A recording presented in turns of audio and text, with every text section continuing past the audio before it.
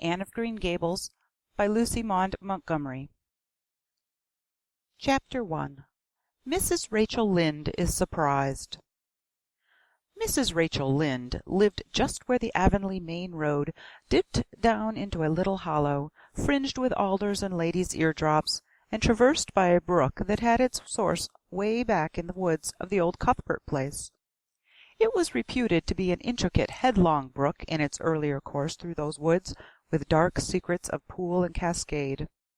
But by the time it reached Lynde's Hollow, it was a quiet, well-conducted little stream, for not even a brook could run past Mrs. Lynde's door without due regard for decency and decorum. It probably was conscious that Mrs. Rachel was sitting at her window, keeping a sharp eye on everything that passed, from brooks and children up, and that if she noticed anything odd or out of place, she would never rest until she had ferreted out the whys and wherefores thereof. There are plenty of people in Avonlea and out of it who can attend closely to their neighbours' business by dint of neglecting their own.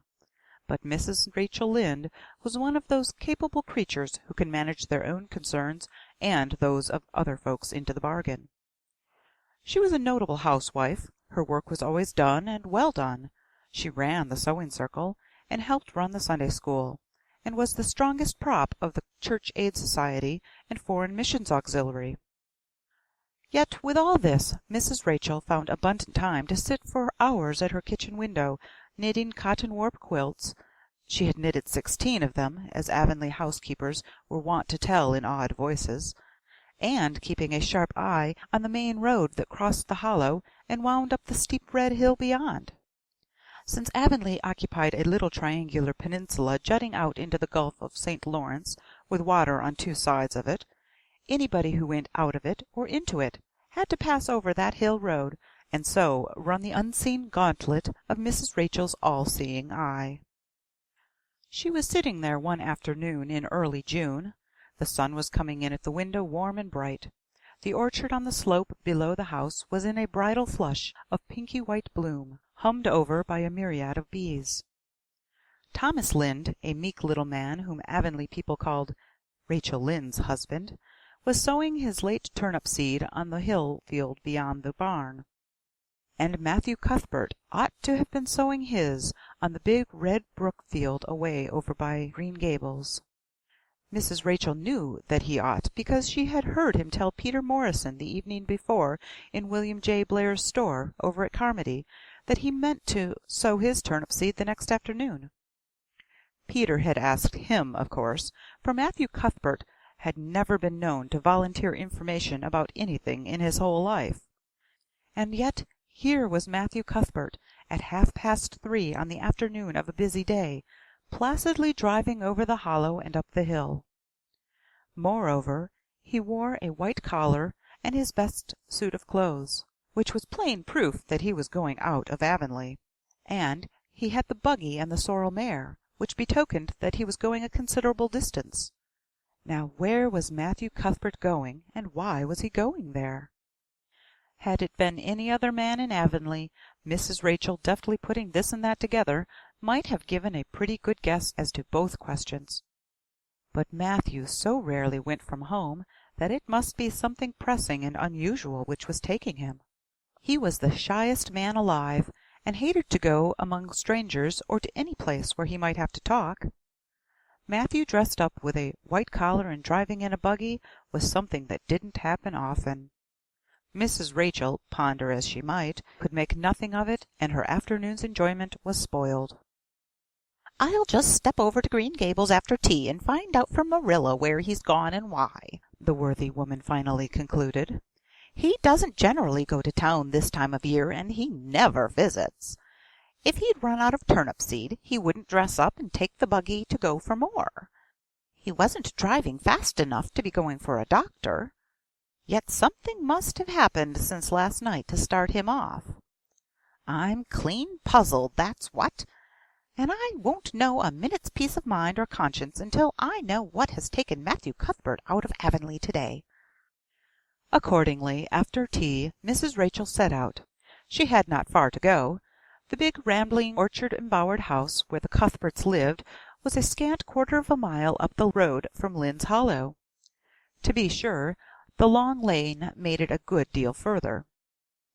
Matthew Cuthbert's father, as shy and silent as his son after him, had got as far away as he possibly could from his fellow men without actually retreating into the woods when he founded his homestead. Green Gables was built at the furthest edge of his cleared land, and there it was to this day, barely visible from the main road along which all the other Avonlea houses were so sociably situated. Mrs. Rachel Lynde did not call living in such a place living at all. "It's just staying, that's what," she said, as she stepped along the deep-rutted grassy lane bordered with wild rose bushes.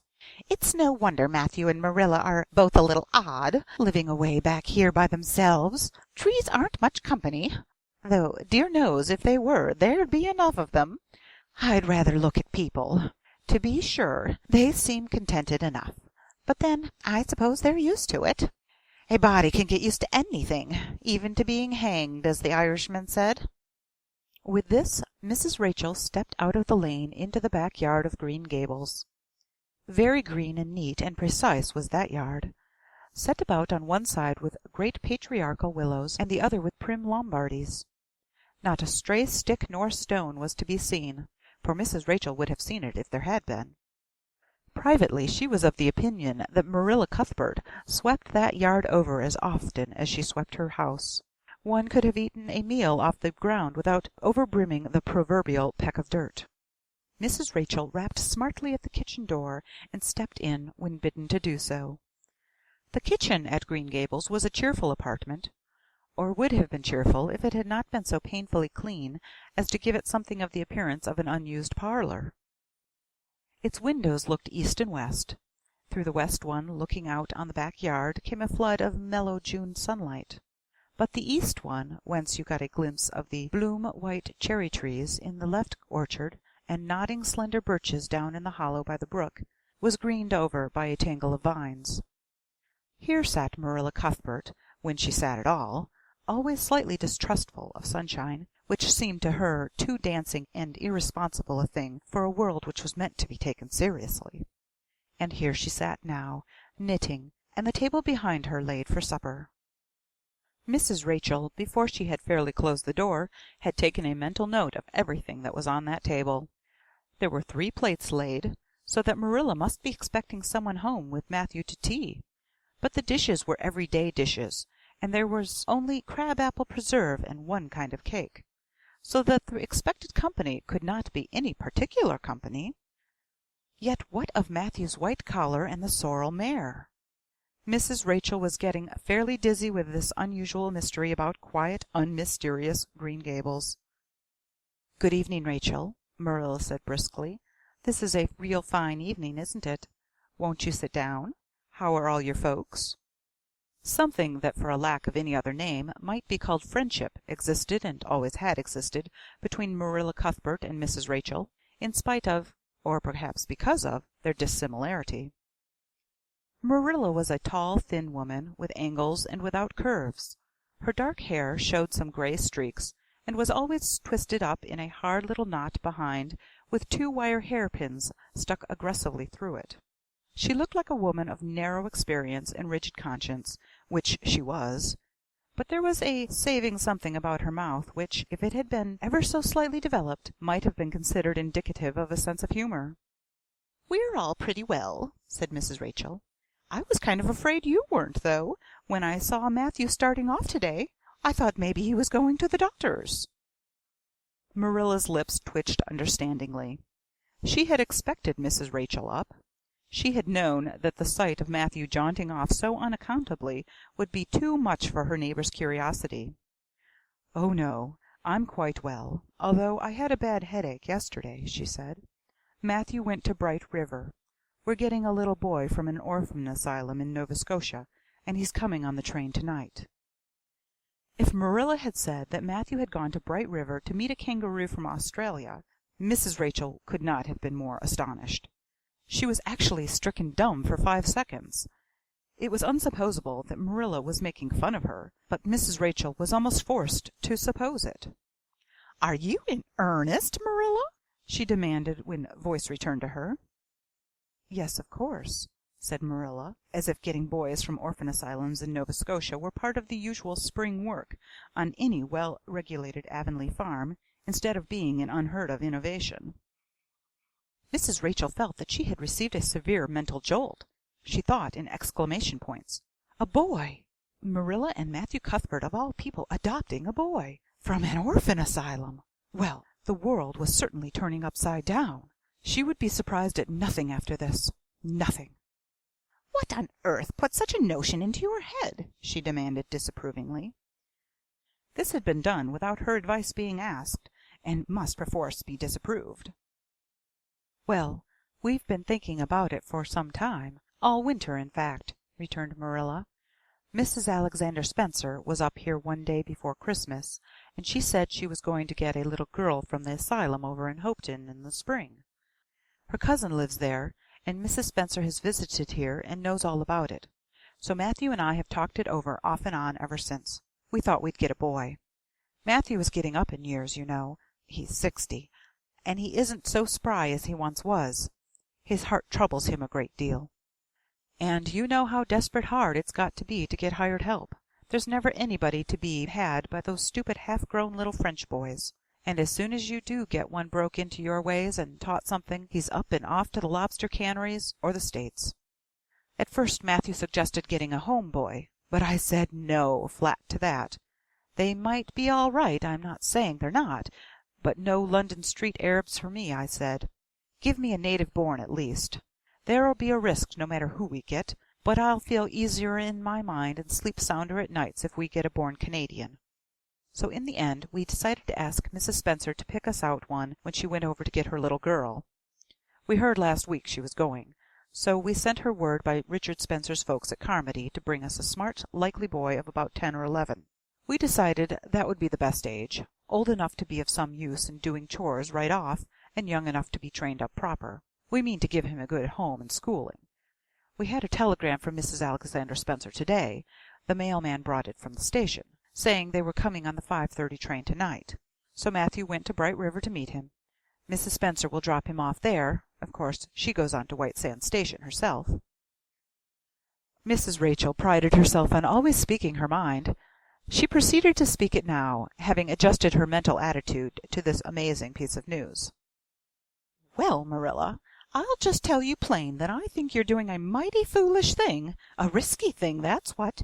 You don't know what you're getting.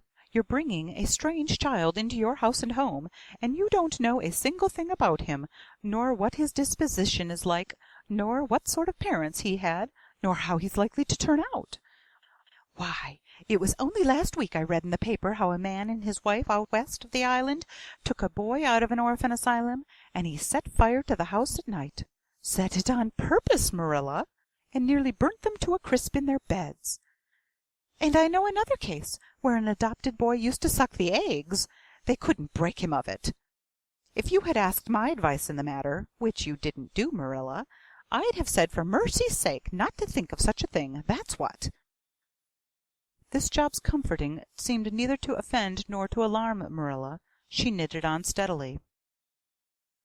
"I don't deny there's something in what you say, Rachel. I've had some qualms myself. But Matthew was terrible set on it. I could see that, so I gave in. It's so seldom Matthew sets his mind on anything that when he does I always feel it's my duty to give in. And as for the risk, there's risk in pretty near everything a body does in this world. There's risks in people having children of their own, if it comes to that. They don't always turn out well. And then Nova Scotia is right close to the island. It isn't as if we were getting him from England or the States. He can't be much different from ourselves."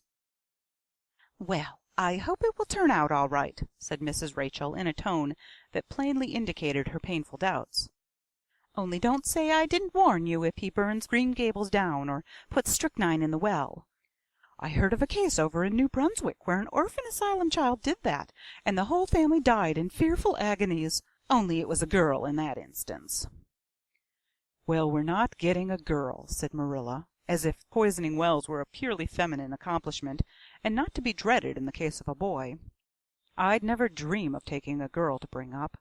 I wonder at Mrs. Alexander Spencer for doing it. But there, she wouldn't shrink from adopting a whole orphan asylum if she took it into her head. Mrs. Rachel would have liked to stay until Matthew came home with his imported orphan, but reflecting that it would be a good 2 hours at least before his arrival, she concluded to go up the road to Robert Bell's and tell the news. It would certainly make a sensation second to none, and Mrs. Rachel dearly loved to make a sensation. So she took herself away, somewhat to Marilla's relief, for the latter felt her doubts and fears reviving under the influence of Mrs. Rachel's pessimism. "Well, of all things that ever were or will be!" ejaculated Mrs. Rachel when she was safely out in the lane. "It really does seem as if I must be dreaming. Well, I'm sorry for that poor young one, and no mistake. Matthew and Marilla don't know anything about children, and they'll expect him to be wiser and steadier than his own grandfather, if so be's he's ever had a grandfather, which is doubtful. It seems uncanny to think of a child at Green Gables somehow. There's never been one there, for Matthew and Marilla were grown up when the new house was built, if they were children, which is hard to believe when one looks at them. I wouldn't be in that orphan's shoes for anything. My, but I pity him, that's what." So said Mrs. Rachel to the wild rose bushes out of the fullness of her heart. But if she could have seen the child who was waiting patiently at the Bright River station at that very moment, her pity would have been still deeper and more profound. End of Chapter 1. Chapter 2. Matthew Cuthbert is Surprised. Matthew Cuthbert and the sorrel mare jogged comfortably over the 8 miles to Bright River. It was a pretty road, running along between snug farmsteads, with now and again a bit of balsamy fir wood to drive through, or a hollow where wild plums hung out their filmy bloom. The air was sweet with the breath of many apple orchards, and the meadows sloped away in the distance to horizon mists of pearl and purple, while the little birds sang as if it were the one day of summer in all the year. Matthew enjoyed the drive after his own fashion, except during the moments when he met women and had to nod to them, for in Prince Edward Island you are supposed to nod to all and sundry you meet on the road, whether you know them or not. Matthew dreaded all women except Marilla and Mrs. Rachel. He had an uncomfortable feeling that the mysterious creatures were secretly laughing at him. He may have been quite right in thinking so, for he was an odd-looking personage, with an ungainly figure and long iron-gray hair that touched his stooping shoulders, and a full soft brown beard that he had worn ever since he was 20. In fact, he looked at 20 very much as he looked at 60, lacking a little of the grayness. When he reached Bright River there was no sign of any train. He thought he was too early, so he tied his horse in the yard of the small Bright River Hotel and went over to the station. The long platform was almost deserted, the only living creature in sight being a girl who was sitting on a pile of shingles at the extreme end. Matthew, barely noting that it was a girl, sidled past her as quickly as possible without looking at her. Had he looked, he could hardly have failed to notice the tense rigidity and expectation of her attitude and expression. She was sitting there waiting for something or somebody, and since sitting and waiting was the only thing to do just then, she sat and waited with all her might and main. Matthew encountered the station-master locking up the ticket office preparatory to going home for supper, and asked him if the 5:30 train would soon be along. "The 5:30 train has been in and gone half an hour ago," answered that brisk official. "But there was a passenger dropped off for you, a little girl. She's sitting out there on the shingles. I asked her to go into the ladies' waiting room, but she informed me gravely that she preferred to stay outside. There was more scope for imagination, she said. She's a case, I should say." "I'm not expecting a girl," said Matthew blankly. "It's a boy I've come for. He should be here. Mrs. Alexander Spencer was to bring him over from Nova Scotia for me." The station-master whistled. "Guess there's some mistake," he said. "Mrs. Spencer came off the train with that girl and gave her into my charge. Said you and your sister were adopting her from an orphan asylum and that you would be along for her presently. That's all I know about it, and I haven't got any more orphans concealed hereabouts." "I don't understand," said Matthew helplessly, wishing that Marilla was at hand to cope with the situation. "Well, you'd better question the girl," said the station-master carelessly. "I dare say she'll be able to explain. She's got a tongue of her own, that's certain." Maybe they were out of boys of the brand you wanted." He walked jauntily away, being hungry, and the unfortunate Matthew was left to do that which was harder for him than bearding a lion in its den: walk up to a girl, a strange girl, an orphan girl, and demand of her why she wasn't a boy. Matthew groaned in spirit as he turned about and shuffled gently down the platform towards her. She had been watching him ever since he had passed her, and she had her eyes on him now. Matthew was not looking at her, and would not have seen what she was really like if he had been. But an ordinary observer would have seen this: a child of about 11, garbed in a very short, very tight, very ugly dress of yellowish grey wincey. She wore a faded brown sailor hat, and beneath the hat, extending down her back, were 2 braids of very thick, decidedly red hair. Her face was small, white, and thin, also much freckled. Her mouth was large, and so were her eyes, which looked green in some lights and moods, and grey in others. So far the ordinary observer. An extraordinary observer might have seen that the chin was very pointed and pronounced, that the big eyes were full of spirit and vivacity, that the mouth was sweet-lipped and expressive, that the forehead was broad and full. In short, our discerning extraordinary observer might have concluded that no commonplace soul inhabited the body of that stray woman-child of whom shy Matthew Cuthbert was so ludicrously afraid. Matthew, however, was spared the ordeal of speaking first, for as soon as she concluded that he was coming to her, she stood up, grasping with one thin brown hand the handle of a shabby old-fashioned carpet-bag. The other she held out to him. "I suppose you are Mr. Matthew Cuthbert of Green Gables," she said in a particularly sweet, clear voice. "I'm very glad to see you. I was beginning to be afraid you weren't coming for me, and I was imagining all the things that might have happened to prevent you. I had made up my mind that if you didn't come for me tonight, I'd go down the track to that big wild cherry tree at the bend and climb up into it to stay all night. I wouldn't be a bit afraid. It would be lovely to sleep in a wild cherry tree all white with bloom in the moonshine, don't you think? You could imagine you were dwelling in marble halls, couldn't you? And I was quite sure you would come for me in the morning, if you didn't come tonight." Matthew had taken the scrawny little hand awkwardly in his, and then and there he decided what to do. He could not tell this child with the glowing eyes that there had been a mistake. He would take her home and let Marilla do that. She couldn't be left at Bright River anyhow, no matter what mistake had been made. So all questions and explanations might as well be deferred until he was safely back at Green Gables. "I'm sorry I was late," he said shyly. "Come along. The horse is over in the yard. Give me your bag." "Oh, I can carry it," the child responded cheerfully. "It isn't heavy. I've got all my worldly belongings in it, but it isn't heavy. And if it isn't carried in just a certain way, the handle pulls out. So I'd better keep it, because I know the exact knack of it. It's an extremely old carpet-bag." "Oh, I'm very glad you've come, even if it would have been nice to sleep in a wild cherry tree. We've got to drive a long piece, haven't we? Mrs. Spencer said it was 8 miles. I'm glad, because I love driving. Oh, it seems so wonderful that I'm going to live with you and belong to you.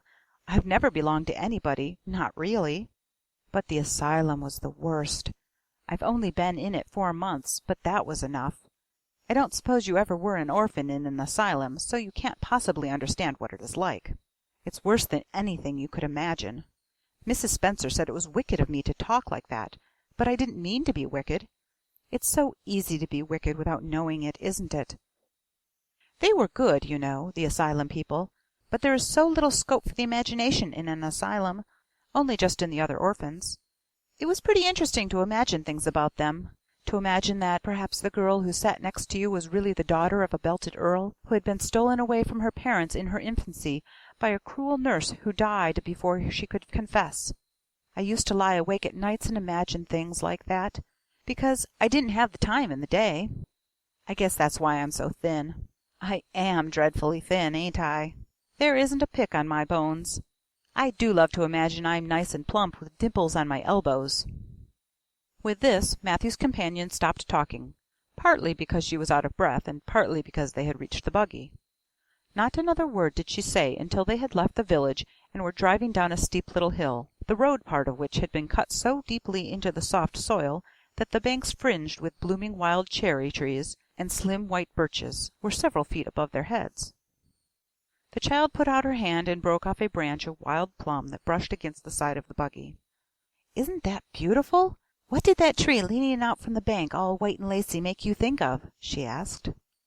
"Well, now, I don't know," said Matthew. "Why, a bride, of course. A bride all in white with a lovely misty veil. I've never seen one, but I can imagine what she would look like. I don't ever expect to be a bride myself. I'm so homely nobody will ever want to marry me, unless it might be a foreign missionary. I suppose a foreign missionary mightn't be very particular. But I do hope that some day I shall have a white dress. That is my highest ideal of earthly bliss. I just love pretty clothes.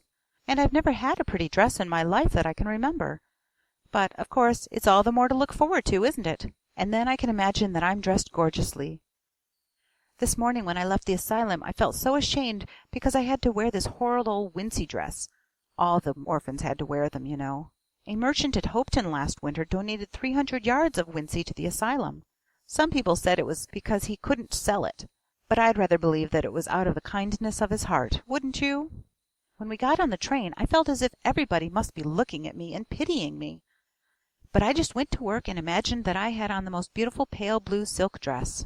Because when you are imagining, you might as well imagine something worth while, and a big hat all flowers and nodding plumes, and a gold watch, and kid gloves and boots. I felt cheered up right away, and I enjoyed my trip to the island with all my might. I wasn't a bit sick coming over in the boat. Neither was Mrs. Spencer, although she generally is. She said she hadn't time to get sick watching to see that I didn't fall overboard. She said she never saw the beat of me for prowling about. But if it kept her from being seasick, it's a mercy I did prowl, isn't it? And I wanted to see everything that was to be seen on that boat, because I didn't know whether I'd ever have another opportunity. Oh, there are a lot more cherry trees all in bloom. This island is the bloomiest place. I just love it already, and I'm so glad I'm going to live here. I've always heard that Prince Edward Island was the prettiest place in the world, and I used to imagine I was living here, but I never really expected I would. It's delightful when your imaginations come true, isn't it? But those red roads are so funny. When we got into the train at Charlottetown and the red roads began to flash past, I asked Mrs. Spencer what made them red, and she said she didn't know, and for pity's sake not to ask her any more questions. She said I must have asked her 1,000 already. I suppose I had, too. But how are you going to find out about things if you don't ask questions? And what does make the roads red? Well, now, I don't know, said Matthew. Well, that is one of the things to find out sometime.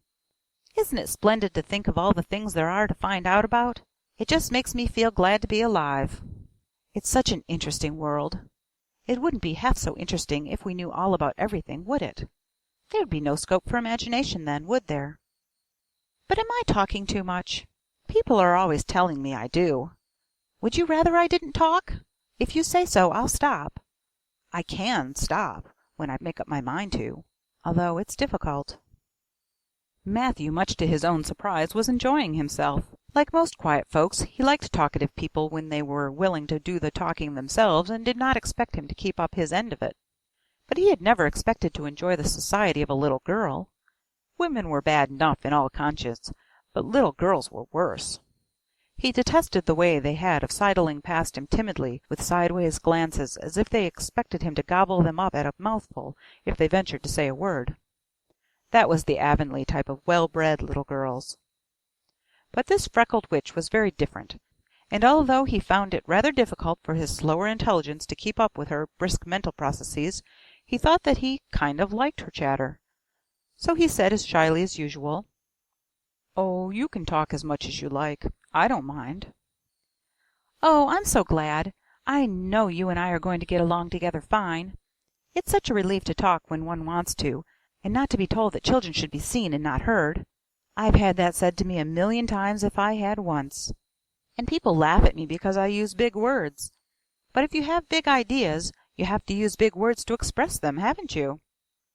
"Well, now, that seems reasonable," said Matthew. "Mrs. Spencer said that my tongue must be hung in the middle. But it isn't. It's firmly fastened at one end. Mrs. Spencer said your place was named Green Gables. I asked her all about it, and she said there were trees all around it. I was gladder than ever. I just love trees. And there weren't any at all about the asylum, only a few poor weeny-teeny things out in front with little whitewashed cagey things about them. They just looked like orphans themselves, those trees did. It used to make me want to cry to look at them. I used to say to them, "Oh, you poor little things! If you were out in a great big woods with other trees all about you, and little mosses and June bells growing over your roots, and a brook not far away, and birds singing in the branches, you could grow, couldn't you? But you can't where you are. I know just how you feel, little trees." I felt sorry to leave them behind this morning. You do get so attached to things like that, don't you? Is there a brook anywhere near Green Gables? I forgot to ask Mrs. Spencer that. Well now, yes, there's one right below the house. Fancy! It's always been one of my dreams to live near a brook. I never expected I would, though. Dreams don't often come true, do they? Wouldn't it be nice if they did? But just now I feel pretty nearly perfectly happy. I can't feel exactly perfectly happy, because, well, what color would you call this? She twitched one of her long glossy braids over her thin shoulder and held it up before Matthew's eyes. Matthew was not used to deciding on the tints of ladies' tresses, but in this case there couldn't be much doubt. "It's red, ain't it?" he said. The girl let the braid drop with a sigh that seemed to come from her very toes and exhale forth all the sorrows of the ages. "Yes, it's red," she said resignedly. "Now you see why I can't be perfectly happy. Nobody could who has red hair. I don't mind the other things so much, the freckles and the green eyes and my skinniness. I can imagine them away. I can imagine that I have a beautiful rose-leaf complexion and lovely starry violet eyes. But I cannot imagine that red hair away. I do my best. I think to myself, now my hair is a glorious black, black as the raven's wing, but all the time I know it is just plain red, and it breaks my heart. It will be my lifelong sorrow. I read of a girl once in a novel who had a lifelong sorrow, but it wasn't red hair. Her hair was pure gold rippling back from her alabaster brow. What is an alabaster brow? I never could find out. Can you tell me?" "Well now, I'm afraid I can't," said Matthew, who was getting a little dizzy. He felt as he had once felt in his rash youth when another boy had enticed him on the merry-go-round at a picnic. "Well, whatever it was, it must have been something nice, because she was divinely beautiful. Have you ever imagined what it must feel like to be divinely beautiful?" "Well now, no, I haven't," confessed Matthew ingenuously. "I have often. Which would you rather be if you had the choice? Divinely beautiful, or dazzlingly clever, or angelically good?" "Well now, I don't know exactly." "Neither do I. I can never decide. But it doesn't make much real difference, for it isn't likely I'll ever be either. It's certain I'll never be angelically good. Mrs. Spencer says, 'Oh, Mr. Cuthbert! Oh, Mr. Cuthbert! Oh, Mr. Cuthbert!'" That was not what Mrs. Spencer had said. Neither had the child tumbled out of the buggy, nor had Matthew done anything astonishing. They had simply rounded a curve in the road and found themselves in the avenue. The avenue, so called by the Newbridge people, was a stretch of road 400 or 500 yards long, completely arched over with huge wide-spreading apple trees, planted years ago by an eccentric old farmer. Overhead was one long canopy of snowy fragrant bloom. Below the boughs the air was full of a purple twilight, and far ahead a glimpse of painted sunset sky shone like a great rose window at the end of a cathedral aisle. Its beauty seemed to strike the child dumb. She leaned back in the buggy, her thin hands clasped before her, her face lifted rapturously to the white splendor above. Even when they had passed out and were driving down the long slope to Newbridge, she never moved or spoke. Still, with rapt face, she gazed afar into the sunset west, with eyes that saw visions trooping splendidly across the glowing background. Through Newbridge, a bustling little village where dogs barked at them and small boys hooted and curious faces peered from the windows, they drove, still in silence. When 3 more miles had dropped away behind them, the child had not spoken. She could keep silence, it was evident, as energetically as she could talk. "I guess you're feeling pretty tired and hungry," Matthew ventured to say at last, accounting for her long visitation of dumbness with the only reason he could think of. "But we haven't very far to go now, only another mile." She came out of her reverie with a deep sigh, and looked at him with the dreamy gaze of a soul that had been wandering afar, star-led. "Oh, Mr. Cuthbert," she whispered, "that place we came through, that white place, what was it?" "Well now, you mean the avenue?" said Matthew, after a few moments' profound reflection. "It is a kind of pretty place." "Pretty? Oh, pretty doesn't seem the right word to use. Nor beautiful, either. They don't go far enough. Oh, it was wonderful. It's the first thing I ever saw that couldn't be improved upon by my imagination. It just satisfies me here." She put one hand on her breast. It made a queer, funny ache, and yet it was a pleasant ache. "Did you ever have an ache like that, Mr. Cuthbert?" "Well now, I just can't recollect that I ever had." "I have it lots of times, whenever I see anything royally beautiful. But they shouldn't call that lovely place the Avenue. There is no meaning in a name like that. They should call it, let me see, the White Way of Delight. Isn't that a nice imaginative name? When I don't like the name of a place or a person, I always imagine a new one, and always think of them so. There was a girl at the asylum whose name was Hepzibah Jenkins, but I always imagined her as Rosalia DeVere. Other people may call that place the Avenue, but I shall always call it the White Way of Delight." "Have we really only another mile to go before we get home? I'm glad and I'm sorry. I'm sorry because this drive has been so pleasant, and I'm always sorry when pleasant things end. Something still pleasanter may come after, but you can never be sure, and it's so often the case that it isn't pleasanter. That has been my experience, anyhow. But I'm glad to think of getting home. You see, I've never had a real home since I can remember. It gives me that pleasant ache again, just to think of coming to a really truly home."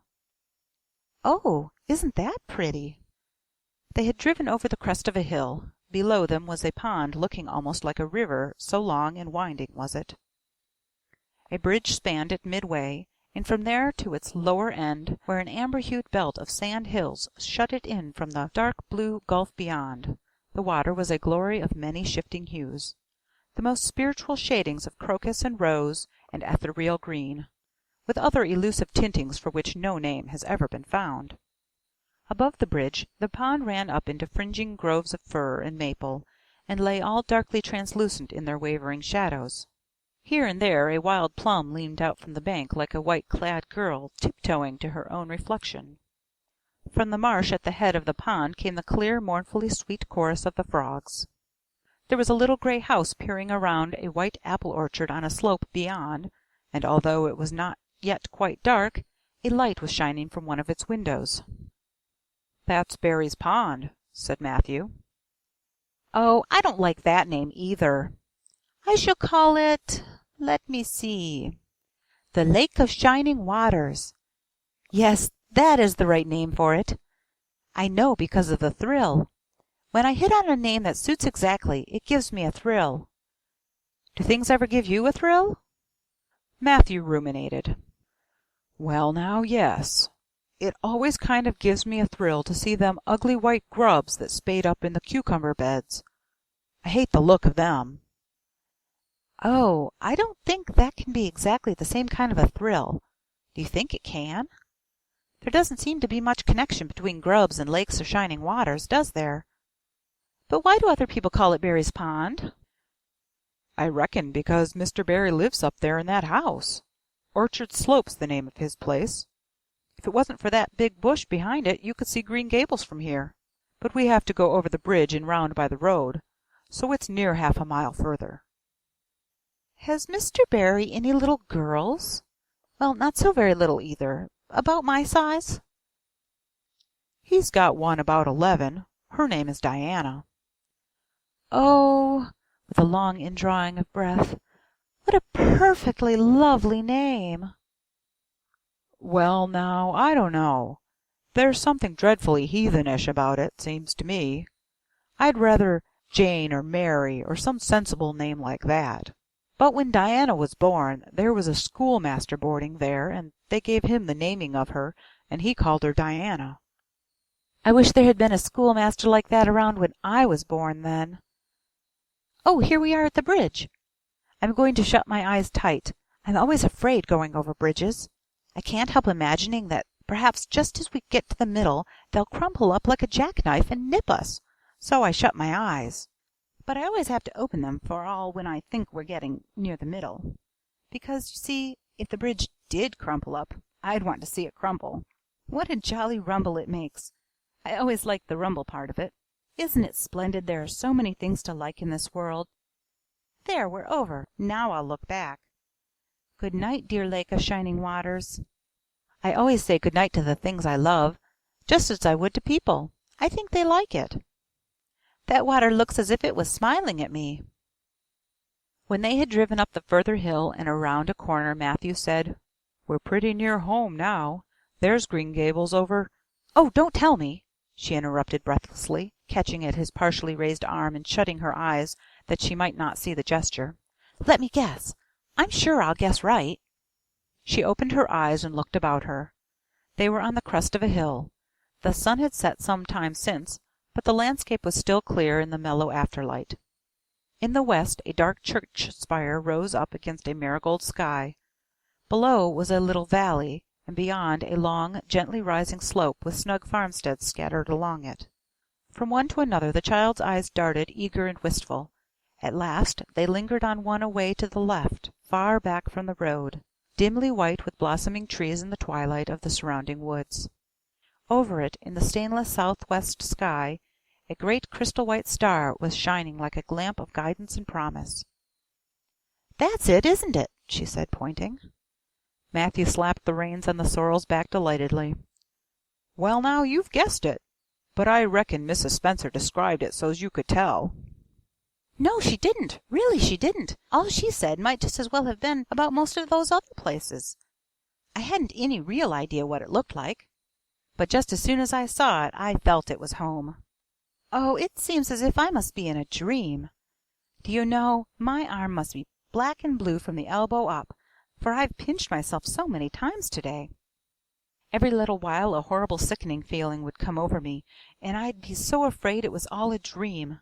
Then I'd pinch myself to see if it was real, until suddenly I remembered that even supposing it was only a dream, I'd better go on dreaming as long as I could.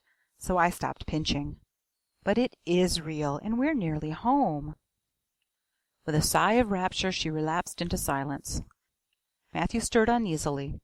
He felt glad that it would be Marilla and not he who would have to tell this waif of the world that the home she longed for was not to be hers after all. They drove over Lynn's Hollow, where it was already quite dark, but not so dark that Mrs. Rachel could not see them from her window vantage, and up the hill and into the long lane of Green Gables. By the time they arrived at the house, Matthew was shrinking from the approaching revelation with an energy he did not understand. It was not of Marilla or himself he was thinking of the trouble this mistake was probably going to make for them, but of the child's disappointment. When he thought of that rapt light being quenched in her eyes, he had an uncomfortable feeling that he was going to assist at murdering something. Much the same feeling that came over him when he had to kill a lamb or calf or any other innocent little creature. The yard was quite dark as they turned into it, and the poplar leaves were rustling silkily all round it. "Listen to the trees talking in their sleep," she whispered, as he lifted her to the ground. "What nice dreams they must have!"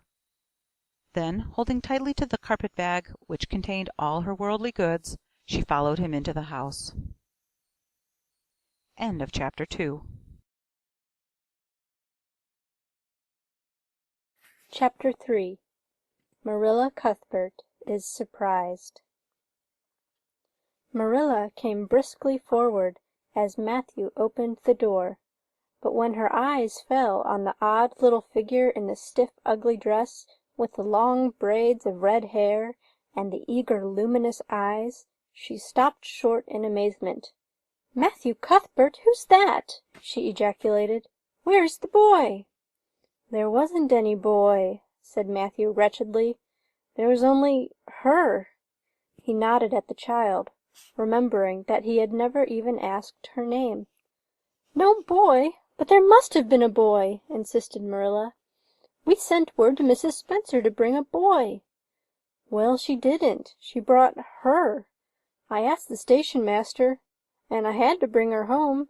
She couldn't be left there, no matter where the mistake had come in." "Well, this is a pretty piece of business," ejaculated Marilla. During this dialogue the child had remained silent, her eyes roving from one to the other, all the animation fading out of her face. Suddenly she seemed to grasp the full meaning of what had been said. Dropping her precious carpet-bag, she sprang forward a step and clasped her hands. "You don't want me," she cried. "You don't want me because I'm not a boy. I might have expected it. Nobody ever did want me. I might have known it was all too beautiful to last. I might have known nobody really did want me. Oh, what shall I do? I'm going to burst into tears." Burst into tears she did. Sitting down on a chair by the table, flinging her arms out upon it, and burying her face in them, she proceeded to cry stormily. Marilla and Matthew looked at each other deprecatingly across the stove. Neither of them knew what to say or do. Finally Marilla stepped lamely into the breach. "Well, well, there's no need to cry so about it." "Yes, there is need." The child raised her head quickly, revealing a tear-stained face and trembling lips. "You would cry too, if you were an orphan, and had come to a place you thought was going to be home, and found they didn't want you because you weren't a boy. Oh, this is the most tragical thing that ever happened to me." Something like a reluctant smile, rather rusty from long disuse, mellowed Marilla's grim expression. "Well, don't cry any more. We're not going to turn you out of doors tonight. You'll have to stay here until we investigate this affair. What's your name?" The child hesitated for a moment. "Will you please call me Cordelia?" she said eagerly. "Call you Cordelia? Is that your name?" "No, it's not exactly my name, but I would love to be called Cordelia. It's such a perfectly elegant name. I don't know what on earth you mean. If Cordelia isn't your name, what is?" "Anne Shirley," reluctantly faltered forth the owner of that name. "But oh, please do call me Cordelia. It can't matter much to you what you call me if I'm only going to be here a little while, can it? And Anne is such an unromantic name." "Unromantic fiddlesticks," said the unsympathetic Marilla. "Anne is a real, good, plain, sensible name. You've no need to be ashamed of it." "Oh, I'm not ashamed of it," explained Anne. "Only I like Cordelia better. I've always imagined that my name was Cordelia. At least, I always have of late years. When I was young, I used to imagine it was Geraldine, but I like Cordelia better now. But if you call me Anne, please call me Anne spelled with an E." "What difference does it make how it's spelled?" asked Marilla with another rusty smile as she picked up the teapot. "Oh, it makes such a difference. It looks so much nicer. When you hear a name pronounced, can't you always see it in your mind, just as if it was printed out? I can, and A-N-N looks dreadful, but A-N-N-E looks so much more distinguished. If you'll only call me Anne, spelled with an E, I shall try to reconcile myself to not being called Cordelia." "Very well then, Anne, spelled with an E. Can you tell us how this mistake came to be made? We sent word to Mrs. Spencer to bring us a boy. Were there no boys at the asylum?" "Oh, yes, there was an abundance of them, but Mrs. Spencer said distinctly that you wanted a girl about 11 years old. and the matron said she thought I would do. You don't know how delighted I was. I couldn't sleep all last night for joy. Oh," she added reproachfully, turning to Matthew, "why didn't you tell me at the station that you didn't want me and leave me there? If I hadn't seen the white way of delight and the lake of shining waters, it wouldn't be so hard." "What on earth does she mean?" demanded Marilla, staring at Matthew. She's just referring to some conversation we had on the road," said Matthew hastily. "I'm going out to put the mare in, Marilla. Have tea ready when I come back." "Did Mrs. Spencer bring anybody over besides you?" continued Marilla when Matthew had gone out. "She brought Lily Jones for herself. Lily is only 5 years old, and she is very beautiful. She has nut-brown hair. If I was very beautiful and had nut-brown hair, would you keep me?" "No, we want a boy to help Matthew on the farm. A girl would be of no use to us. Take off your hat. I'll lay it and your bag on the hall table." Anne took off her hat meekly. Matthew came back presently, and they sat down to supper. But Anne could not eat. In vain she nibbled at the bread and butter and pecked at the crab-apple preserve out of the little scalloped glass dish by her plate.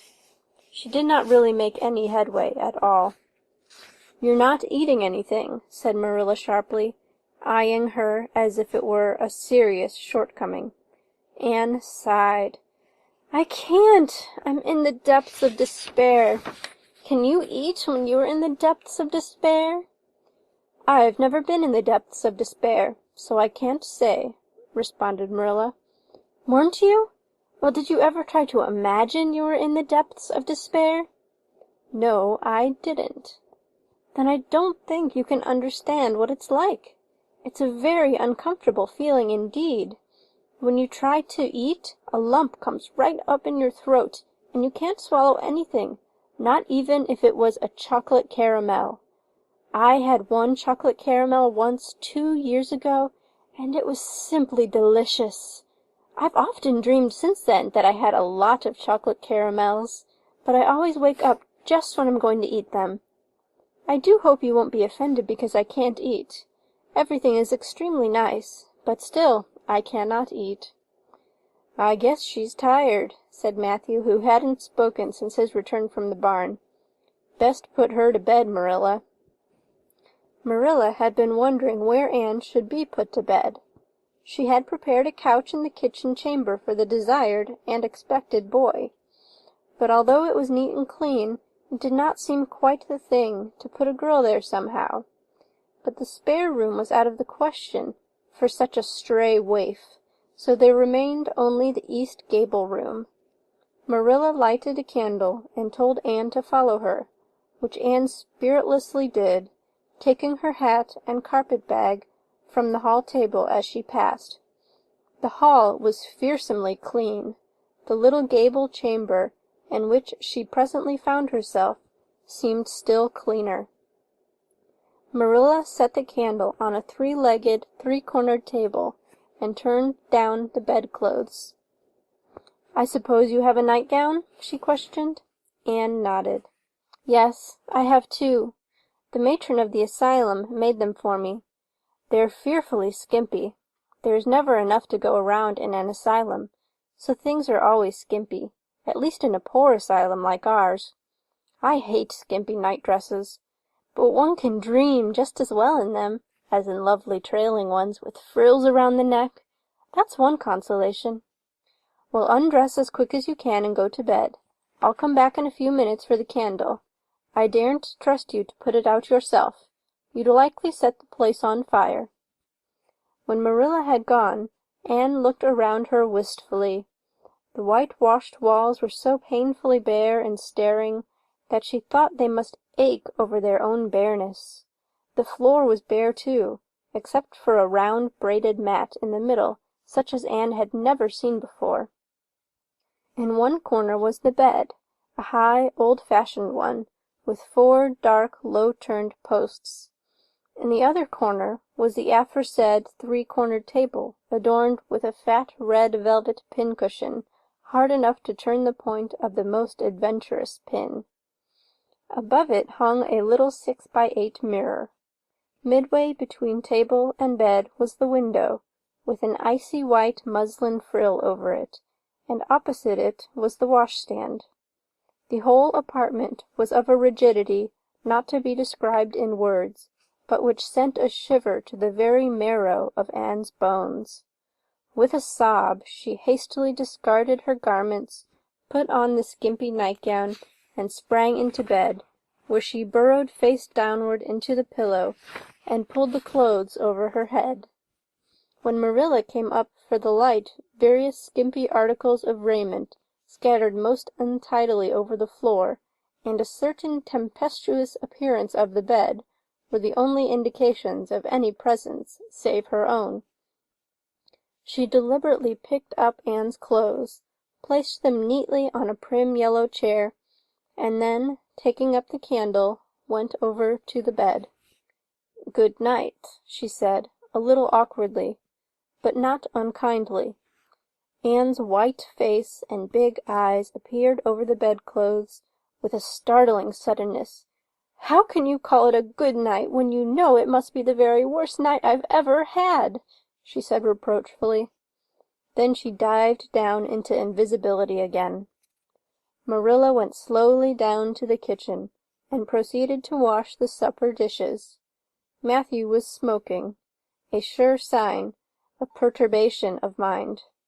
He seldom smoked, for Marilla set her face against it as a filthy habit, but at certain times and seasons he felt driven to it, and then Marilla winked at the practice, realizing that a mere man must have some bent for his emotions.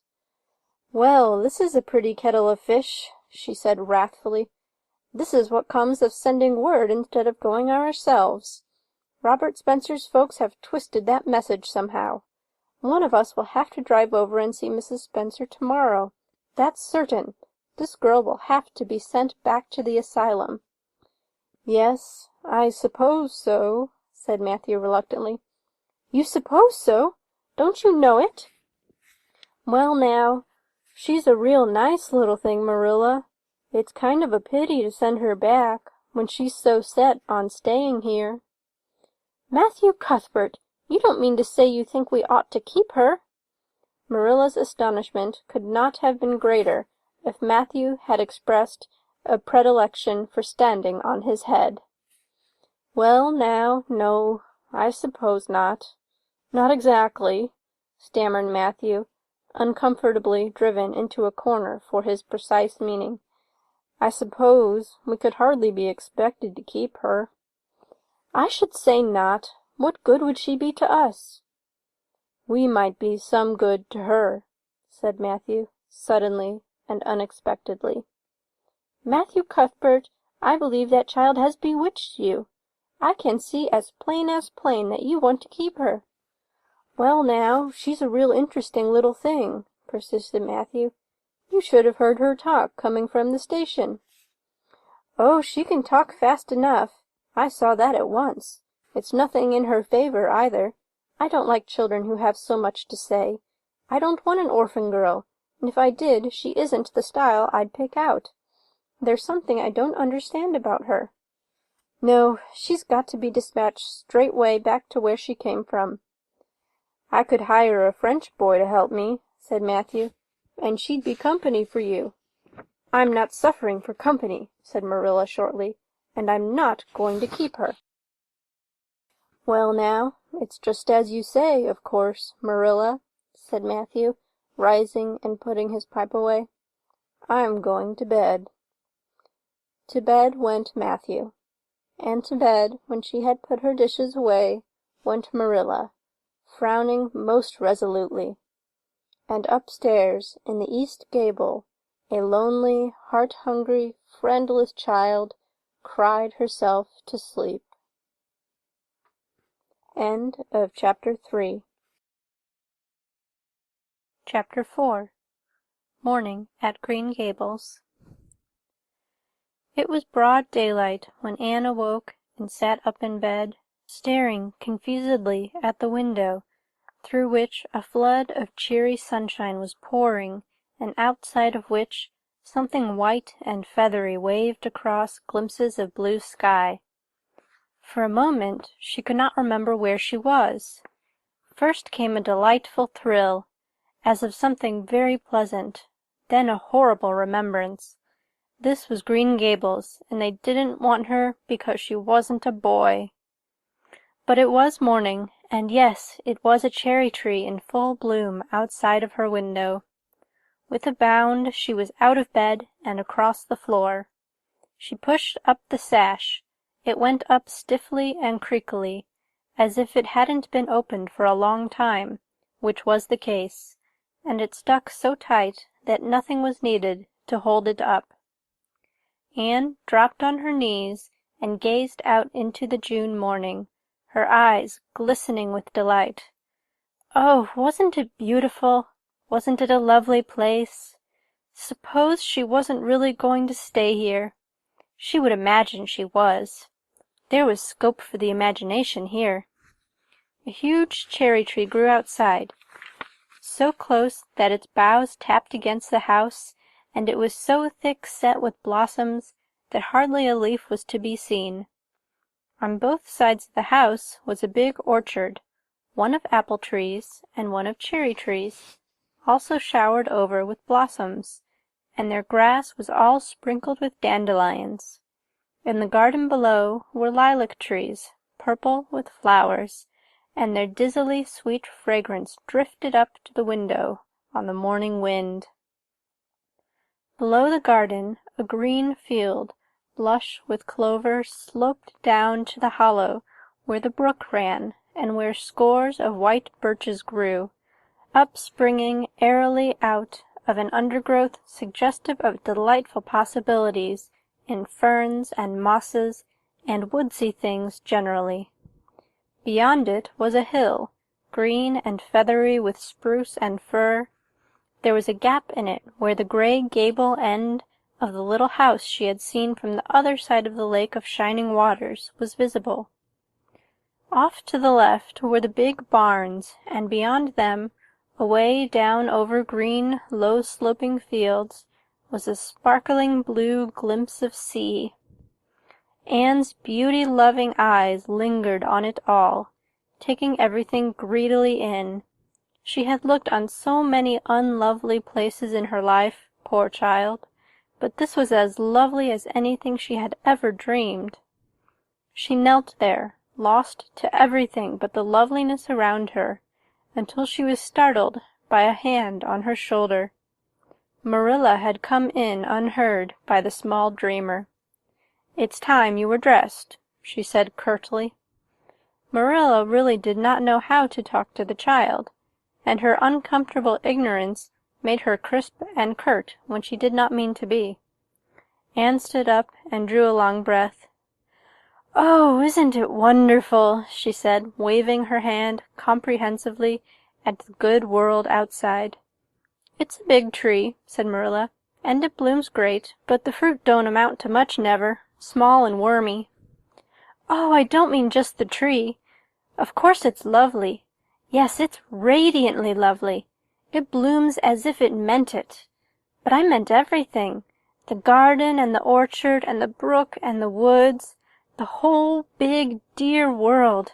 Don't you feel as if you just loved the world on a morning like this? And I can hear the brook laughing all the way up here. Have you ever noticed what cheerful things brooks are? They're always laughing. Even in winter time I've heard them under the ice. I'm so glad there's a brook near Green Gables. Perhaps you think it doesn't make any difference to me when you're not going to keep me, but it does. I shall always like to remember that there is a brook at Green Gables, even if I never see it again. If there wasn't a brook, I'd be haunted by the uncomfortable feeling that there ought to be one. I'm not in depths of despair this morning. I never can be in the morning. Isn't it a splendid thing that there are mornings? But I feel very sad.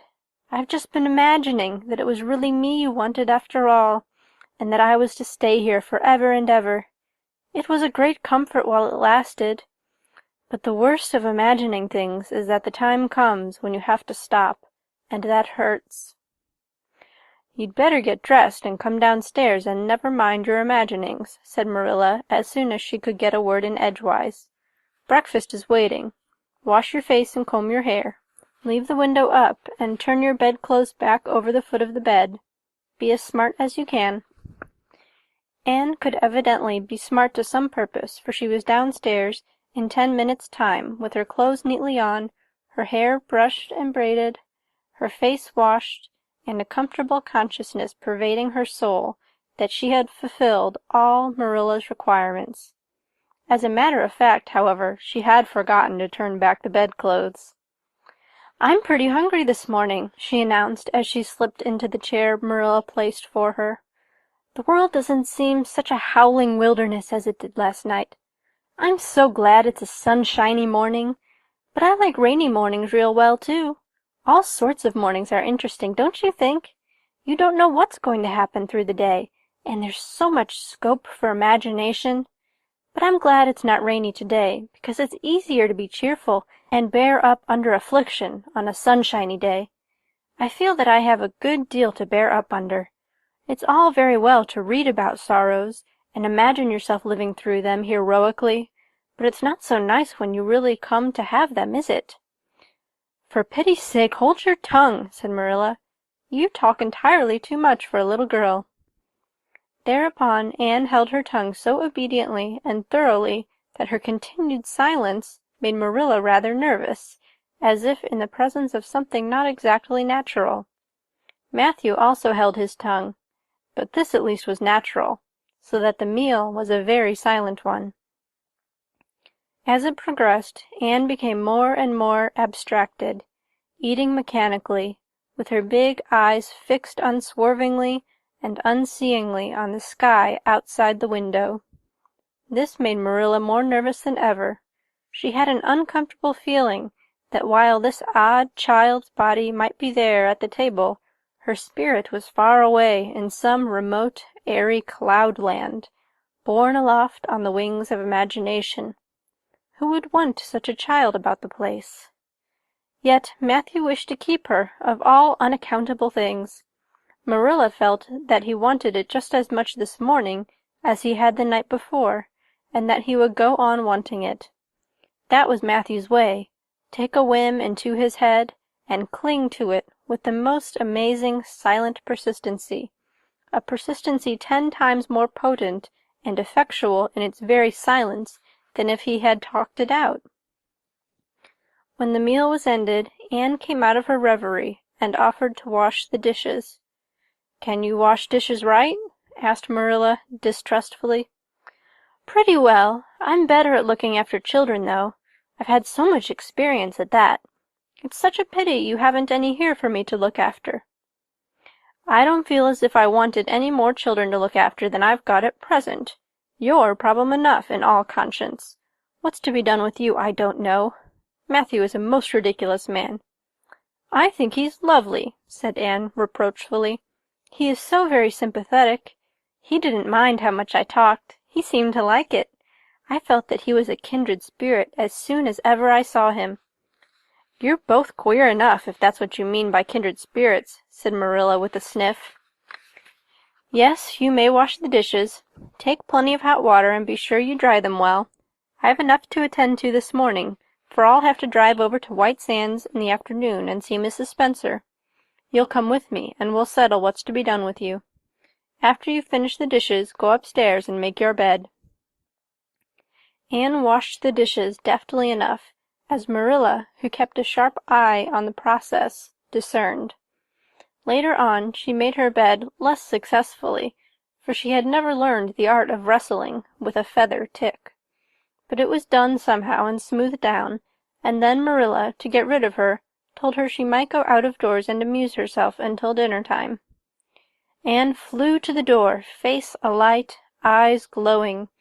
On the very threshold she stopped short, wheeled about, came back, and sat down by the table, light and glow as effectually blotted out as if some one had clapped an extinguisher on her. "What's the matter now?" demanded Marilla. "I don't dare go out," said Anne, in the tone of a martyr, relinquishing all earthly joys. "If I can't stay here, there is no use in my loving Green Gables. If I go out there and get acquainted with all those trees and flowers and the orchard and the brook, I'll not be able to help loving it. It's hard enough now, so I won't make it any harder. I want to go out so much. Everything seems to be calling to me. Anne, Anne, come out to us. Anne, Anne, we want a playmate. But it's better not. There is no use in loving things if you have to be torn from them, is there? And it's so hard to keep from loving things, isn't it? That was why I was so glad when I thought I was going to live here. I thought I'd have so many things to love and nothing to hinder me. But that brief dream is over. I am resigned to my fate now, so I don't think I'll go out, for fear I'll get unresigned again. What is the name of that geranium on the window-sill, please? That's the apple-scented geranium. Oh, I don't mean that sort of a name. I mean just a name you gave it yourself. Didn't you give it a name? May I give it one, then? May I call it... Let me see. Bonnie will do. May I call it Bonnie while I'm here? Oh, do let me. Goodness, I don't care. But where on earth is the sense of naming a geranium? Oh, I like things to have handles, even if they are only geraniums. It makes them seem more like people. How do you know but that it hurts a geranium's feelings just to be called a geranium, and nothing else? You wouldn't like to be called nothing but a woman all the time. Yes, I shall call it Bonnie. I named that cherry tree outside my bedroom window this morning. I called it Snow Queen, because it was so white. Of course it won't always be in blossom, but one can imagine that it is, can't one? I never in all my life saw or heard anything to equal her, muttered Marilla, beating a retreat down cellar after potatoes. She is kind of interesting, as Matthew says. I can feel already that I'm wondering what on earth she'll say next. She'll be casting a spell over me, too. She's cast it over Matthew. That look he gave me when he went out said everything he said, or hinted last night over again. I wish he was like other men, and would talk things out.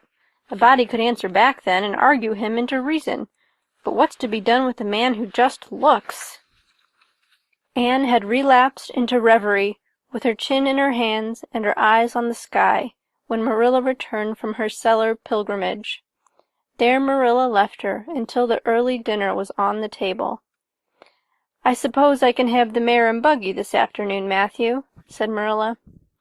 Matthew nodded and looked wistfully at Anne.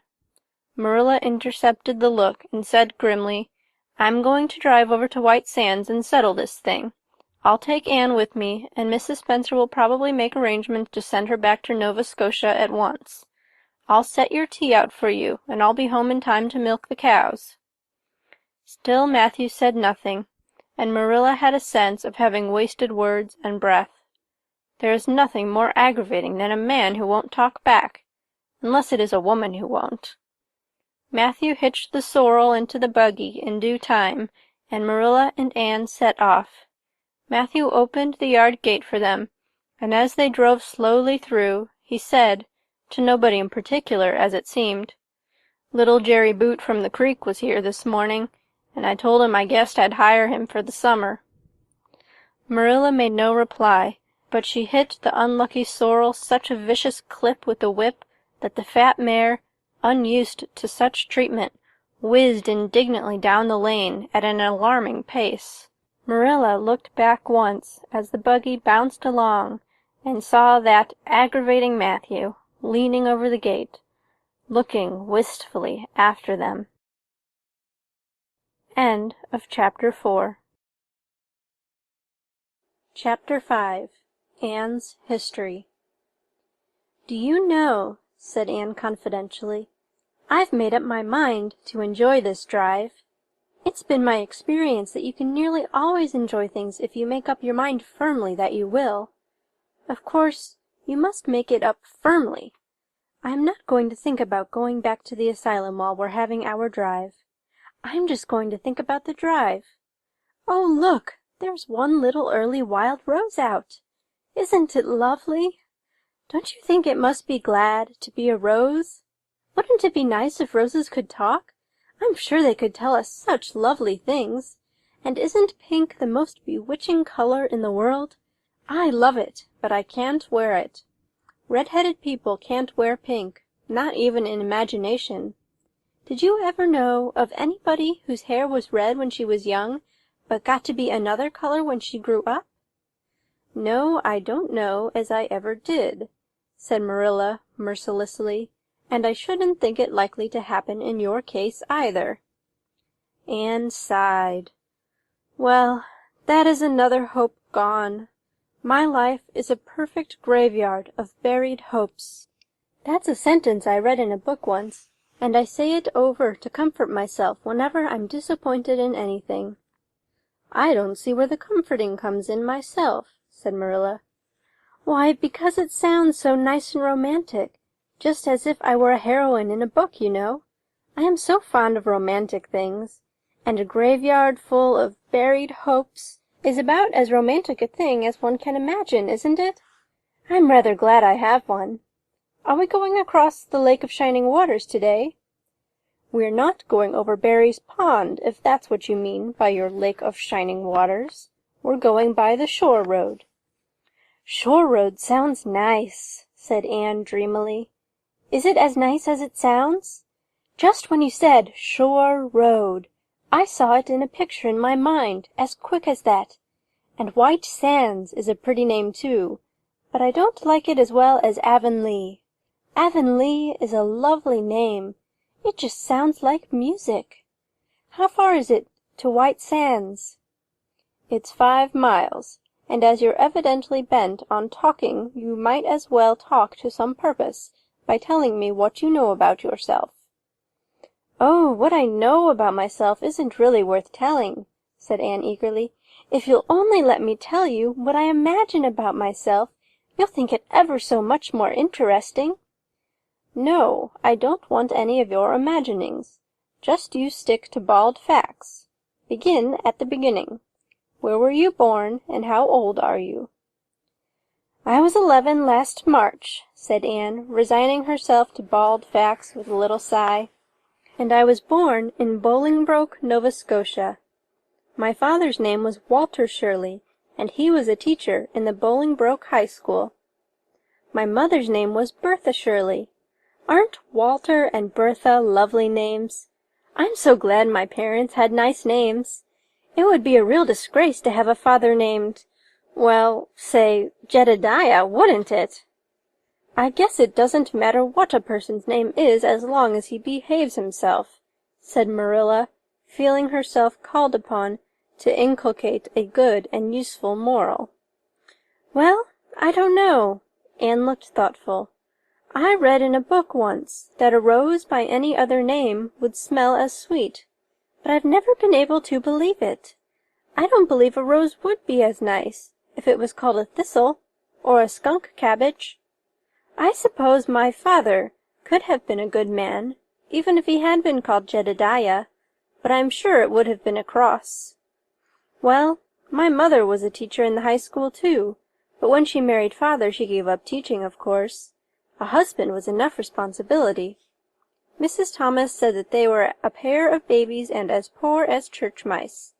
They went to live in a weeny-teeny little yellow house in Bolingbroke. I've never seen that house, but I've imagined it thousands of times. I think it must have had honeysuckle over the parlor window, and lilacs in the front yard, and lilies of the valley just inside the gate. Yes, and muslin curtains in all the windows. Muslin curtains give a house such an air. I was born in that house. Mrs. Thomas said I was the homeliest baby she ever saw. I was so scrawny and tiny and nothing but eyes, but that Mother thought I was perfectly beautiful. I should think a mother would be a better judge than a poor woman who came in to scrub, wouldn't you? I'm glad she was satisfied with me anyhow. I would feel so sad if I thought I was a disappointment to her, because she didn't live very long after that, you see. She died of fever when I was just 3 months old. I do wish she'd lived long enough for me to remember calling her Mother. I think it would be so sweet to say, Mother. Don't you? And Father died 4 days afterwards from fever, too. That left me an orphan, and folks were at their wits' end, So Mrs. Thomas said what to do with me. You see, nobody wanted me even then. It seems to be my fate. Father and Mother had both come from places far away, and it was well known they hadn't any relatives living. Finally Mrs. Thomas said she'd take me, though she was poor and had a drunken husband. She brought me up by hand.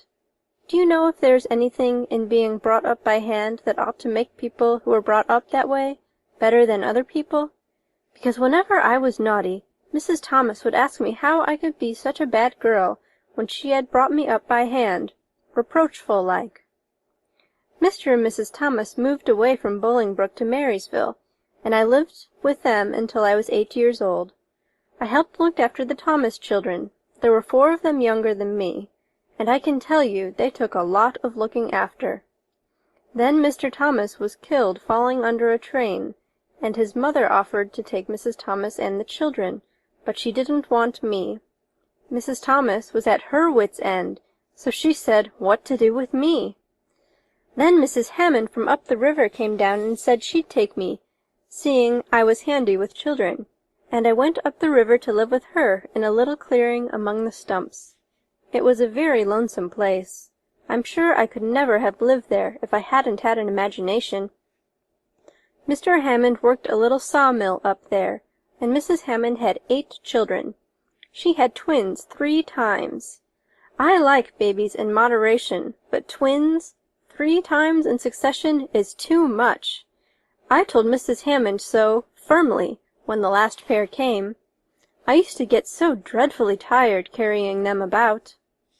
I lived up river with Mrs. Hammond over 2 years, and then Mr. Hammond died, and Mrs. Hammond broke up housekeeping. She divided her children among her relatives and went to the States. I had to go to the asylum at Hopeton, because nobody would take me. They didn't want me at the asylum either. They said they were overcrowded as it was, but they had to take me, and I was there 4 months until Mrs. Spencer came. Anne finished up with another sigh, of relief this time. Evidently she did not like talking about her experiences in a world that had not wanted her. "Did you ever go to school?" demanded Marilla, turning the sorrel mare down the shore road. "Not a great deal. I went a little the last year I stayed with Mrs. Thomas.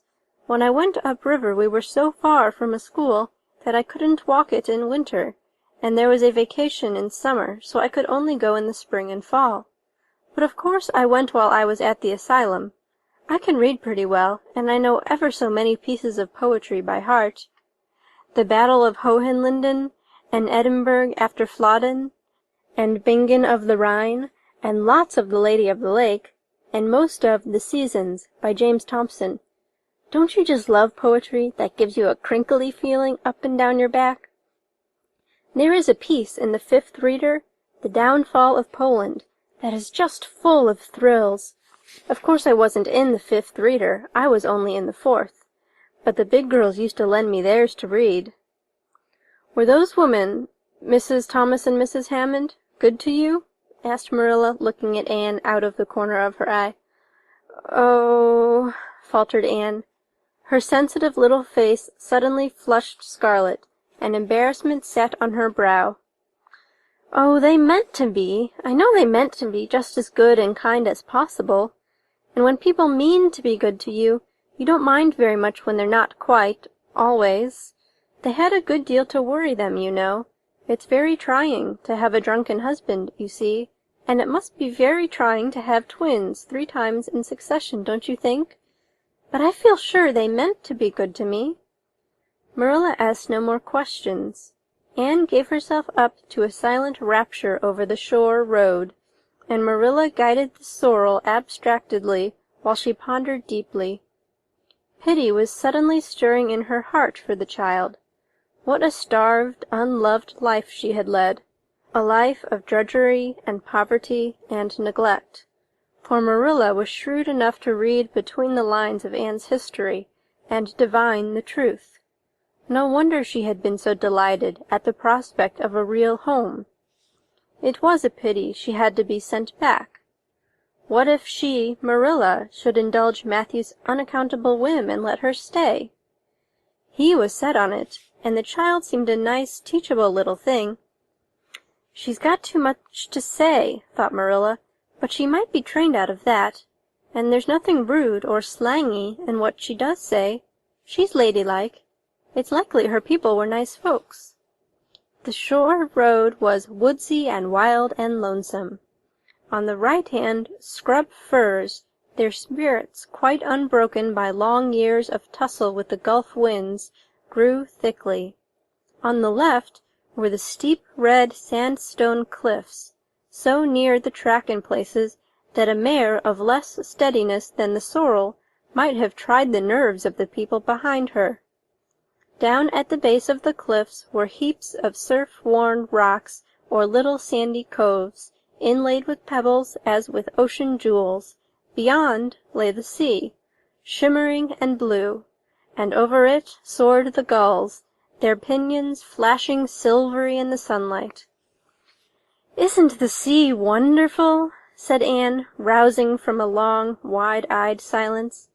"Once when I lived in Marysville, Mr. Thomas hired an express wagon and took us all to spend the day at the shore 10 miles away. I enjoyed every moment of that day, even if I had to look after the children all the time. I lived it over in happy dreams for years. But this shore is nicer than the Marysville shore. Aren't those gulls splendid? Would you like to be a gull? I think I would. That is, if I couldn't be a human girl. Don't you think it would be nice to wake up at sunrise and swoop down over the water and away out over that lovely blue all day, and then at night to fly back to one's nest? Oh, I can just imagine myself doing it. What big house is that just ahead, please?" "That's the White Sands Hotel. Mr. Kirk runs it, but the season hasn't begun yet. There are heaps of Americans come there for the summer. They think this shore is just about right." "I was afraid it might be Mrs. Spencer's place," said Anne mournfully. "I don't want to get there. Somehow it will seem like the end of everything." End of Chapter 5. Chapter 6. Marilla Makes Up Her Mind. Get there they did, however, in due season. Mrs. Spencer lived in a big yellow house at White Sands Cove, and she came to the door with surprise and welcome mingled on her benevolent face. "Dear, dear," she exclaimed, "you're the last folks I was looking for today, but I'm real glad to see you. You'll put your horse in? And how are you, Anne?" "I'm as well as can be expected, thank you," said Anne smilelessly. A blight seemed to have descended on her. "I suppose we'll stay a little while to rest the mare," said Marilla, "but I promised Matthew I'd be home early. The fact is, Mrs. Spencer, there's been a queer mistake somewhere, and I've come over to see where it is. We sent word, Matthew and I, for you to bring us a boy from the asylum. We told your brother Robert to tell you we wanted a boy 10 or 11 years old." "Marilla Cuthbert, you don't say so," said Mrs. Spencer in distress. "Why, Robert sent the word down by his daughter Nancy, and she said you wanted a girl. Didn't she, Flora Jane?" appealing to her daughter, who had come out to the steps. "She certainly did, Miss Cuthbert," corroborated Flora Jane earnestly. "I'm dreadfully sorry," said Mrs. Spencer. "It is too bad, but it certainly wasn't my fault, you see, Miss Cuthbert. I did the best I could, and I thought I was following your instructions. Nancy is a terrible flighty thing. I've often had to scold her well for her heedlessness." "It was our own fault," said Marilla resignedly. "We should have come to you ourselves, and not left an important message to be passed along by word of mouth in that fashion. Anyhow, the mistake has been made, and the only thing to do now is to set it right. Can we send the child back to the asylum? I suppose they'll take her back, won't they?" "I suppose so," said Mrs. Spencer thoughtfully, "but I don't think it will be necessary to send her back. Mrs. Peter Blewett was up here yesterday, and she was saying to me how much she wished she'd sent by me for a little girl to help her. Mrs. Peter has a large family, you know, and she finds it hard to get help. Anne will be the very girl for her. I call it positively providential." Marilla did not look as if she thought Providence had much to do with the matter. Here was an unexpectedly good chance to get this unwelcome orphan off her hands, and she did not even feel grateful for it. She knew Mrs. Peter Blewett only by sight as a small, shrewish-faced woman without an ounce of superfluous flesh on her bones, but she had heard of her. A terrible worker and driver, Mrs. Peter was said to be, and discharged servant girls told fearsome tales of her temper and stinginess, and her family of pert, quarrelsome children. Marilla felt a qualm of conscience at the thought of handing Anne over to her tender mercies. "Well, I'll go in and we'll talk the matter over," she said. "And if there isn't Mrs. Peter coming up the lane this blessed minute!" exclaimed Mrs. Spencer, bustling her guests through the hall into the parlor, where a deadly chill struck on them as if the air had been strained so long through dark green, closely drawn blinds that it had lost every particle of warmth it had ever possessed. "That is real lucky, for we can settle the matter right away. Take the armchair, Miss Cuthbert. Anne, you sit here on the ottoman, and don't wriggle. Let me take your hats. Flora Jane, go out and put the kettle on. Good afternoon, Mrs. Blewett. We were just saying how fortunate it was you happened along. Let me introduce you two ladies. Mrs. Blewett, Miss Cuthbert. Please excuse me for just a moment. I forgot to tell Flora Jane to take the buns out of the oven." Mrs. Spencer whisked away, after pulling up the blinds. Anne, sitting mutely on the ottoman with her hands clasped tightly in her lap, stared at Mrs. Blewett as one fascinated. Was she to be given into the keeping of this sharp-faced, sharp-eyed woman? She felt a lump coming up in her throat, and her eyes smarted painfully. She was beginning to be afraid she couldn't keep the tears back when Mrs. Spencer returned, flushed and beaming, quite capable of taking any and every difficulty, physical, mental, or spiritual, into consideration and settling it out of hand. "It seems there has been a mistake about this little girl, Mrs. Blewett," she said. "I was under the impression that Mr. and Miss Cuthbert wanted a little girl to adopt. I was certainly told so, but it seems it was a boy they wanted. So if you're still of the same mind you were yesterday, I think she'll be just the thing for you." Mrs. Blewett darted her eyes over Anne from head to foot. "How old are you and what's your name?" she demanded. "Anne Shirley," faltered the shrinking child, not daring to make any stipulations regarding the spelling thereof, "and I'm 11 years old."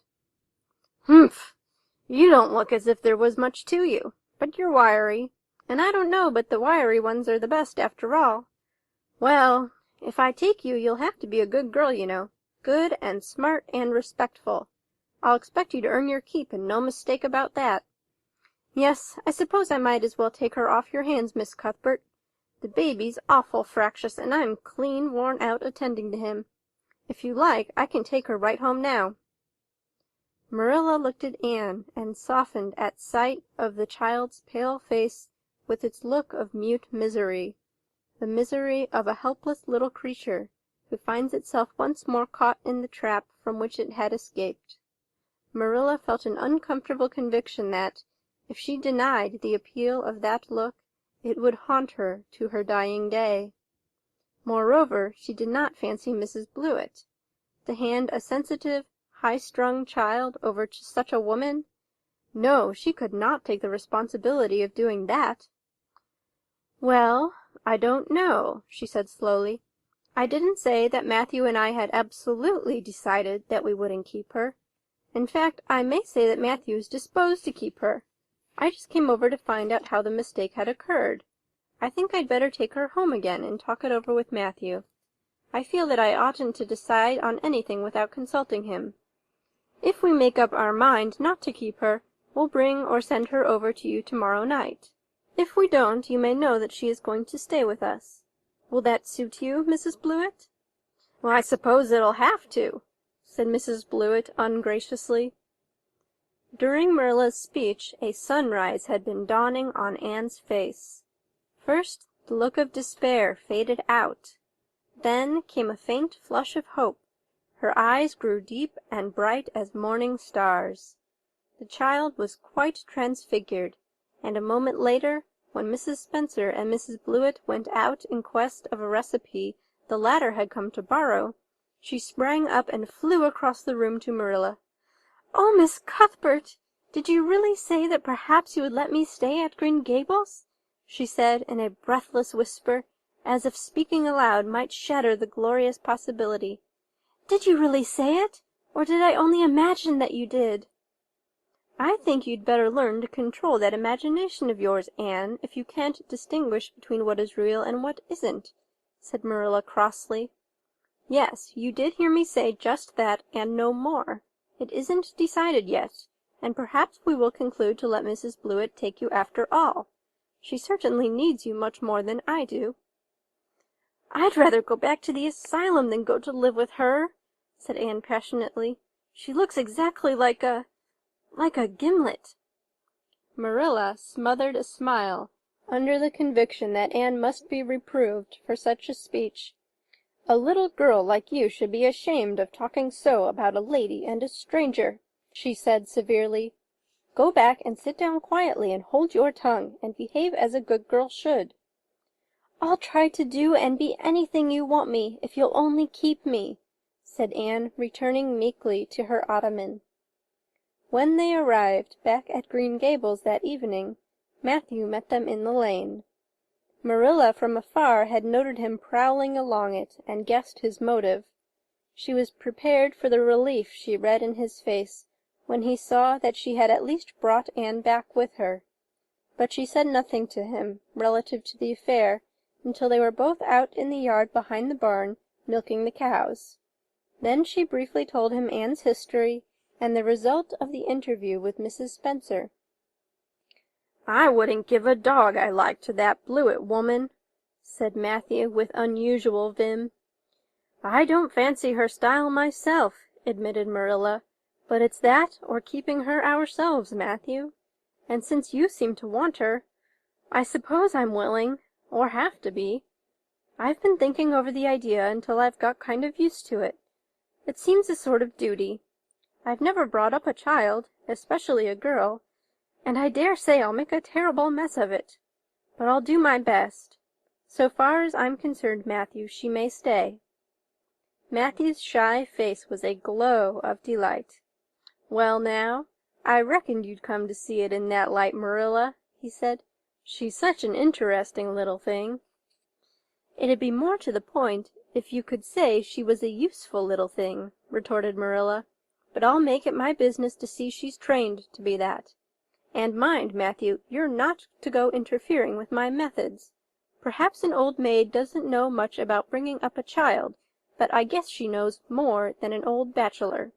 So you just leave me to manage her. When I fail, it'll be time enough to put your oar in." "There, there, Marilla, you can have your own way," said Matthew reassuringly. "Only be as good and kind to her as you can be without spoiling her. I kind of think she's one of the sort you can do anything with, if you only get her to love you." Marilla sniffed to express her contempt for Matthew's opinions concerning anything feminine, and walked off to the dairy with the pails. "I won't tell her tonight that she can stay," she reflected as she strained the milk into the creamers.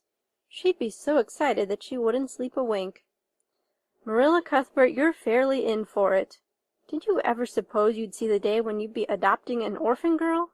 It's surprising enough, but not so surprising as that Matthew should be at the bottom of it. Him that always seemed to have such a mortal dread of little girls. Anyhow, we've decided on the experiment, and goodness only knows what will come of it." End of Chapter 6. Chapter 7. Anne Says Her Prayers. When Marilla took Anne up to bed that night, she said stiffly, "Now, Anne, I noticed last night that you threw your clothes all about the floor when you took them off. That is a very untidy habit, and I can't allow it at all. As soon as you take off any article of clothing, fold it neatly and place it on the chair. I haven't any use at all for little girls who aren't neat." "I was so harrowed up in my mind last night that I didn't think about my clothes at all," said Anne. "I'll fold them nicely tonight. They always made us do that at the asylum. Half the time, though, I'd forget. I'd be in such a hurry to get into bed nice and quiet and imagine things." "You'll have to remember a little better if you stay here," admonished Marilla. "There, that looks something like. Say your prayers now and get into bed." "I never say any prayers," announced Anne. Marilla looked horrified with astonishment. "Why, Anne, what do you mean? Were you never taught to say your prayers? God always wants little girls to say their prayers. Don't you know who God is, Anne?" "God is a spirit, infinite, eternal, and unchangeable, in his being, wisdom, power, holiness, justice, goodness, and truth," responded Anne, promptly and glibly. Marilla looked rather relieved. "So you do know something, then. Thank goodness you're not quite a heathen. Where did you learn that?" "Oh, at the asylum Sunday school. They made us learn the whole catechism. I liked it pretty well. There's something splendid about some of the words. Infinite, eternal, and unchangeable. Isn't that grand? It has such a roll to it, just like a big organ playing. You couldn't quite call it poetry, I suppose, but it sounds a lot like it, doesn't it?" "We're not talking about poetry, Anne. We are talking about saying your prayers. Don't you know it's a terrible wicked thing not to say your prayers every night? I'm afraid you are a very bad little girl." "You'd find it easier to be bad than good if you had red hair," said Anne reproachfully. "People who haven't red hair don't know what trouble is. Mrs. Thomas told me that God made my hair red on purpose, and I've never cared about him since. And anyhow, I'd always be too tired at night to bother saying prayers. People who have to look after twins can't be expected to say their prayers. Now, do you honestly think they can?" Marilla decided that Anne's religious training must be begun at once. Plainly there was no time to be lost. "You must say your prayers while you are under my roof, Anne." "Why, of course, if you want me to," assented Anne cheerfully. "I'd do anything to oblige you. But you'll have to tell me what to say for this once. After I get into bed, I'll imagine out a real nice prayer to say always. I believe that it will be quite interesting, now that I come to think of it." "You must kneel down," said Marilla in embarrassment. Anne knelt at Marilla's knee and looked up gravely. "Why must people kneel down to pray? If I really wanted to pray, I'll tell you what I'd do. I'd go out into a great big field, all alone, or into the deep, deep woods, and I'd look up into the sky. Up, up, up, into that lovely blue sky that looks as if there was no end to its blueness. And then I'd just feel a prayer. Well, I'm ready. What am I to say?" Marilla felt more embarrassed than ever. She had intended to teach Anne the childish classic, "Now I lay me down to sleep." But she had, as I have told you, the glimmerings of a sense of humor, which is simply another name for a sense of the fitness of things, and it suddenly occurred to her that that simple little prayer, sacred to white-robed children lisping at motherly knees, was entirely unsuited to this freckled witch of a girl who knew and cared nothing about God's love, since she had never had it translated to her through the medium of human love. "You're old enough to pray for yourself, Anne," she said finally. "Just thank God for your blessings and ask him humbly for the things you want." "Well, I'll do my best," promised Anne, burying her face in Marilla's lap. "Gracious Heavenly Father—" "That's the way the ministers say it in church, so I suppose it's all right in a private prayer, isn't it?" she interjected, lifting her head for a moment. "Gracious Heavenly Father, I thank thee for the white way of delight, and the lake of shining waters, and Bonnie, and the Snow Queen. I'm really extremely grateful for them, and that's all the blessings I can think of just now to thank thee for. As for the things I want, they're so numerous that it would take a great deal of time to name them all, so I will only mention the two most important. Please let me stay at Green Gables, and please let me be good-looking when I grow up. I remain, yours respectfully, Anne Shirley. There, did I do it all right? She asked eagerly, getting up. I could have made it much more flowery if I'd had a little more time to think it over. Poor Marilla was only preserved from complete collapse by remembering that it was not irreverence, but simply spiritual ignorance on the part of Anne that was responsible for this extraordinary petition. She tucked the child up in bed, mentally vowing that she should be taught a prayer the very next day, and was leaving the room with the light when Anne called her back. "I've just thought of it now. I should have said Amen in place of yours respectfully, shouldn't I? The way the ministers do. I'd forgotten it, but I felt a prayer should be finished off in some way, so I put in the other. Do you suppose it will make any difference?" I don't suppose it will," said Marilla. "Go to sleep now like a good child. Good night."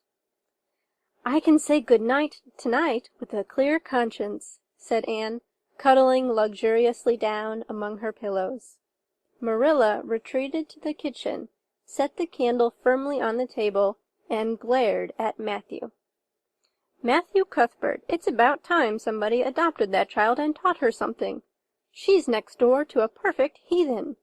Would you believe that she never said a prayer in her life till tonight? I'll send to the manse tomorrow and borrow the Peep of Day series. That's what I'll do. And she shall go to Sunday school just as soon as I can get some suitable clothes made for her. I foresee that I shall have my hands full. Well, we can't get through this world without our share of trouble. I've had a pretty easy life of it so far, but my time has come at last, and I suppose I'll just have to make the best of it." End of chapter 7.